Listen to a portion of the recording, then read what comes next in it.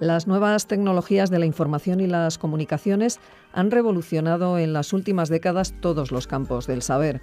La historia no ha sido ajena a este cambio que, como a todas las disciplinas, le está suponiendo nuevos retos, pero también muchas oportunidades.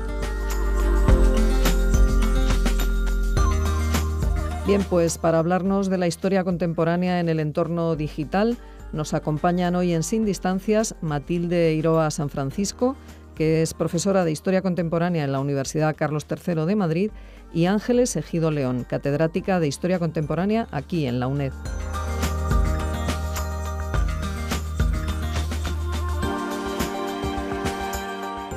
Ángeles, Matilde, muy buenos días y bienvenidas a Sin Distancias. Hola, Clara, buenos días. Buenos días.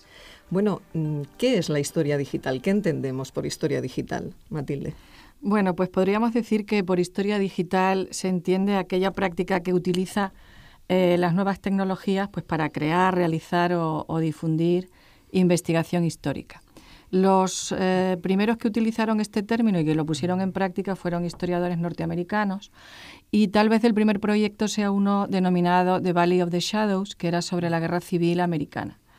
Y bueno, pues esta investigación mostró que por historia digital se ha de entender una forma de examinar y de representar el pasado que trabaja con las nuevas tecnologías. Por un lado, podríamos decir que abarca el desarrollo de materiales nuevos, recopilaciones, etcétera, y por otro lado, pues sería una distinta metodología que aplica precisamente esas nuevas tecnologías con el fin de buscar, encontrar y trabajar con esa abundancia de fuentes infinitas que nos permite Internet.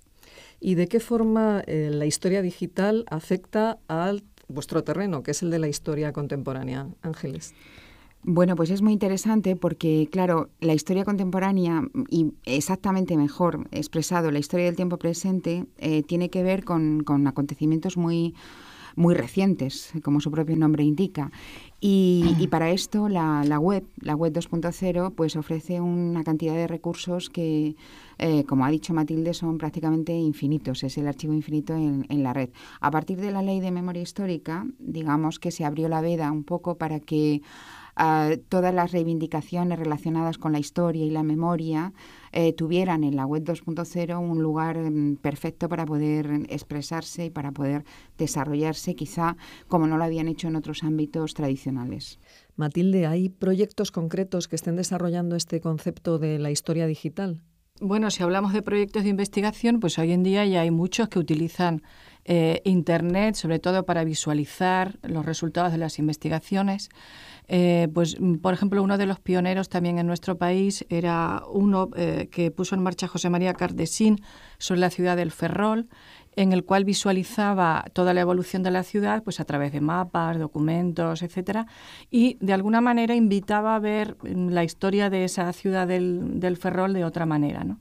Hay otros proyectos en marcha, como el proyecto Atlas Madrid, por ejemplo, que tiene que ver con cómo afectó la guerra civil a la capital durante los años 36 al 39. En fin, hay muchos proyectos ya en marcha, sobre todo dedicados a la visualización.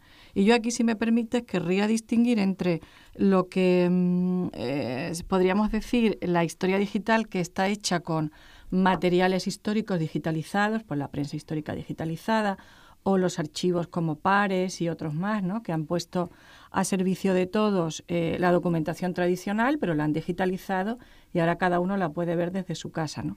Y en ese sentido, pues en realidad el tratamiento metodológico es el mismo, porque es la fuente tradicional de archivo, pero que ahora es digital, ¿no? Lo único que ocurre es que incluso ahí tenemos una diferencia, porque el software de búsqueda, etcétera, sobre esa documentación digitalizada, pues permite efectivamente realizar búsquedas más exhaustivas, nos ahorra tiempo, ya no tenemos que leer el periódico completo para buscar un acontecimiento, un personaje, etcétera, ¿no? De tal manera que esa sería una distinción, las fuentes materiales históricos digitalizados, de otra distinción que a mí me gusta señalar, que es la historia digital hecha ya con fuentes nacidas digitales, ¿no?, que eso hace sobre todo referencia a la historia del tiempo presente que mencionaba Ángeles, ¿no? Y aquí, pues efectivamente nos encontramos con una inmensa cantidad de fuentes que todavía los historiadores tenemos que arbitrar qué soluciones metodológicas les damos para el estudio de un blog, una página web, un grupo de Facebook, una cuenta en Twitter, etcétera, ¿no? O sea, a saber cómo desde el punto de vista historiográfico, desde la metodología histórica, abordamos esas fuentes. Yo creo que ese es el principal reto que tenemos en la actualidad, ¿no?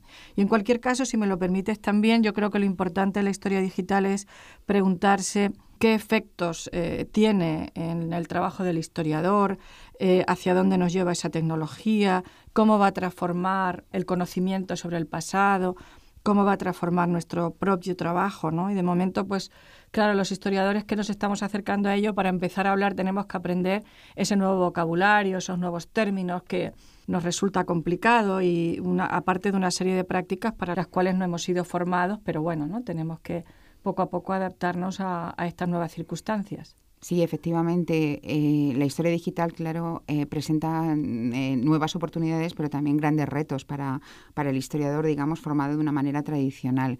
Por ejemplo, en relación con las fuentes orales y con los medios audiovisuales, ¿no? En su momento las fuentes orales también supusieron un reto para el historiador porque estábamos acostumbrados a trabajar exclusivamente con documentos de archivo. Y ahora lo que nos encontramos en la red es que esos documentos audiovisuales, esas fuentes orales que antes el investigador recopilaba individualmente o en grupo, pero persona a persona, digamos, testigo a testigo, pues ahora aparecen en la red colgadas en documentos audiovisuales importantes que recogen esos testimonios.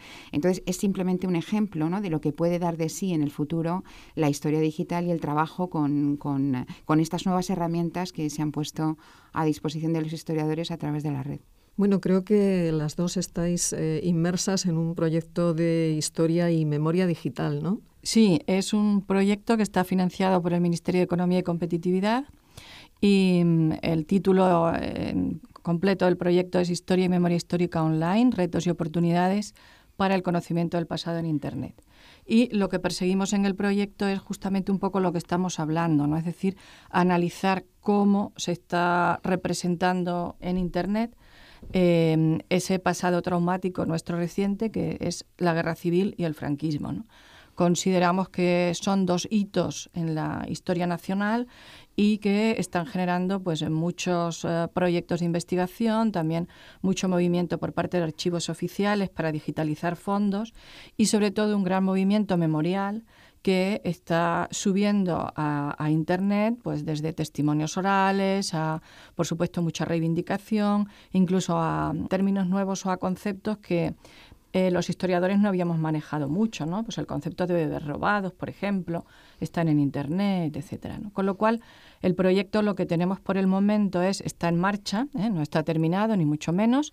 Entonces, lo que por el momento tenemos es una página web con recursos de Internet y una base de datos que está en construcción y es una base de datos que incluye blogs, páginas web, boletines digitales, grupos de Facebook, cuentas en Twitter y vídeos y documentales en YouTube y Vimeo, todos relacionados con la guerra civil y el franquismo. Y todo este material va a estar a disposición de cualquier investigador, de cualquier estudioso de la historia contemporánea de España. Sí, de hecho ya tenemos como digo, la web de recursos y esa base de datos que se puede buscar con mucha facilidad ya con el nombre de ISMEDI, con H, Historia y Memoria Digital. Y precisamente ese es uno de los objetivos de la historia digital, el Open Access, ¿no? El acceso abierto a todo aquel que quiera acceder, ¿no?, a esa investigación, más aún teniendo en cuenta que es un proyecto financiado con dinero público, por tanto nosotros queremos devolver a la sociedad lo que la sociedad nos ha dado, ¿no?, a través de esta investigación. Ángeles, no sé si tienes algo más que añadir. Sí, que bueno, la primera fase ha sido ardua, pero bastante productiva, creo yo, porque hemos encontrado mucho material que hemos ido colgando y que efectivamente se ha puesto ya a disposición de los investigadores. Ahora nos queda la segunda fase, que es mucho más compleja, porque la otra vertiente del proyecto es intentar comprobar la fiabilidad, la veracidad, el rigor histórico desde el punto de vista de los historiadores, ¿no?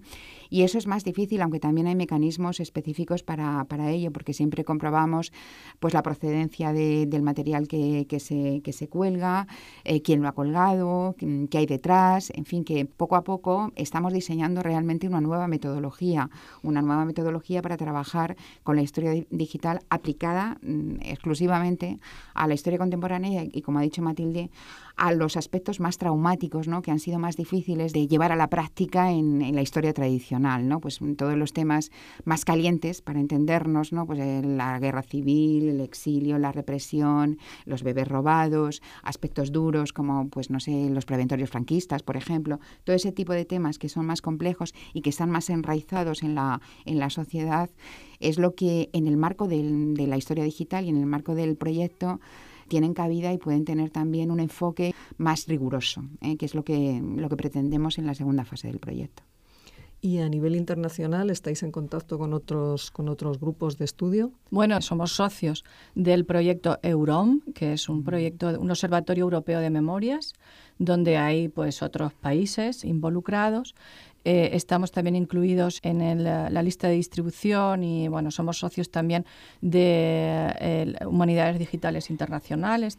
Y bueno, acabamos de venir de un congreso internacional que se ha hecho en Rávena sobre Public History, sobre historia pública, que tiene mucho que ver con la historia digital y con los aspectos que nosotros estamos tratando en el proyecto, ¿no? Es decir, toda aquella parte de la historia que tiene que ver con la audiencia, con la sociedad, ¿no? Pues los lugares de memoria, cosas relacionadas con los museos. En definitiva, es cómo hacer llegar a la sociedad la historia de tal manera que sea más atractiva, que sea más entendible, etcétera, sin perder el rigor.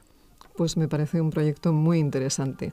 Matilde Iroa San Francisco, profesora de Historia Contemporánea en el Departamento de Periodismo y Comunicación Audiovisual de la Universidad Carlos III de Madrid, y Ángeles Ejido León, catedrática de Historia Contemporánea de aquí, de la UNED. Muchísimas gracias por habernos acompañado esta mañana en Sin Distancias para hablarnos de este tema tan novedoso y tan interesante de la historia digital. Gracias a ti, Clara. Muchas gracias.